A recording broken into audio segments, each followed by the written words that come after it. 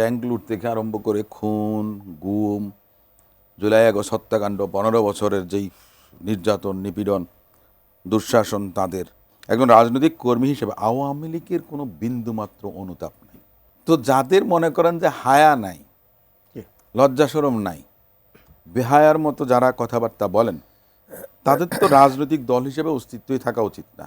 যদি এই অবস্থা চলে, নির্বাচন যেটা হচ্ছে, আওয়ামী লীগকে কেন নিষিদ্ধ করা হলো? আওয়ামী লীগকে তো নির্বাচনের মাধ্যমে নিষিদ্ধ করা যেত।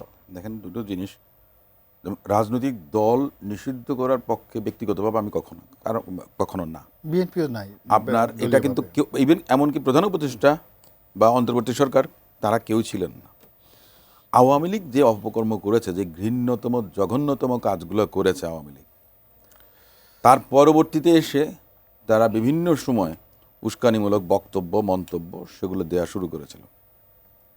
তার ধারাবাহিকতা কিছু অপ্রীতিকর ঘটনা, অপ্রত্যাশিত ঘটনা কিন্তু ঘটেছে। এই নিষিদ্ধ তো আওয়ামী লীগ হয়নি, কর্মকাণ্ড স্থগিত রাখা হয়েছে। এবং এই কর্মকাণ্ড স্থগিত রাখার আইন কিন্তু বাংলাদেশে আছে।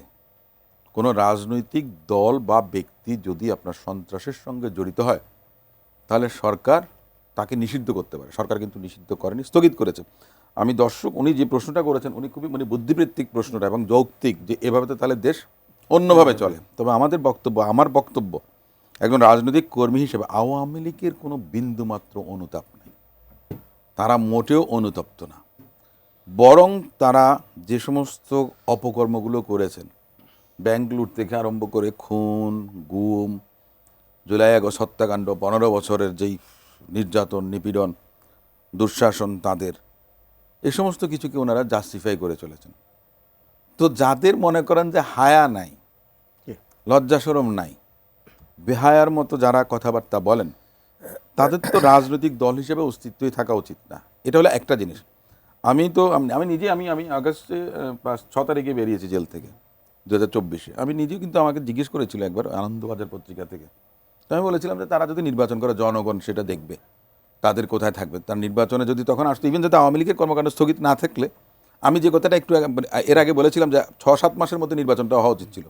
আওয়ামী লীগের তো নৌকার নমিনেশন নেওয়ার জন্য লোক আসতো না। এখনো আসবে না।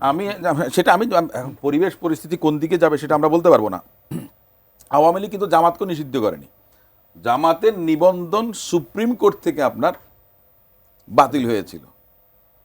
জামাত ইসলামের নিবন্ধন, জামাত ইসলাম রাজনীতি করেছে, কিন্তু আওয়ামী লীগের 15 বছর জামাত ইসলাম রাজনীতি করেছে। এখন আমার বক্তব্য হচ্ছে যে আওয়ামী লীগের বিচার সাপেক্ষে তার কর্মকাণ্ড ভবিষ্যতে কী হবে সেটা দেখা যাবে। যেই ক্ষত সমগ্র বাংলাদেশের জনগণের মধ্যে আছে, সেটা কিন্তু শুকায়নি।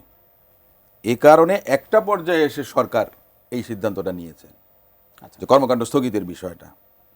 এই প্রসঙ্গে আরেকটা কথা আমি যে বলতে চাচ্ছিলাম, যে সেটা হচ্ছে যে আওয়ামী লীগের যে কথাটা হঠাৎ করে মনেটা আমার কেন পড়লো না, এইমাত্র জাস্ট মনে করার চেষ্টা করছিলাম। তা আরেকটা ছিল প্রশ্ন, যেটা জামাতের পিআর পদ্ধতি কি নির্বাচনকে বিলম্বিত করবে, বা ডক্টর মোহাম্মদ ইউনূস সাহেব কি এটা প্রেসক্রিপশন দিয়েছে? নির্বাচন হওয়া এটা সমস্ত রাজনৈতিক দলগুলোর আন্তরিকতা এবং অন্তর্বর্তী সরকারের আন্তরিকতার উপরে নির্ভর করবে। এটা এককভাবে ডক্টর মোহাম্মদ ইউনূস সাহেব নির্বাচন প্রলম্বিত করার জন্য এই পিআর পদ্ধতি নিয়ে জামাতকে মাঠে নামাবে, আমি মনে করি জামাতও কিন্তু মন থেকে পিআর চায় বলে মনে হয় না। পিআর যদি প্রপোর্শনাল রিপ্রেজেন্টেশন হয়, এটা হচ্ছে যে আমার মনে হয় যে এটা হচ্ছে যে পাবলিক রিলেশনসটা তারা করে যাচ্ছে, তারা পিআরটা করে যাচ্ছে।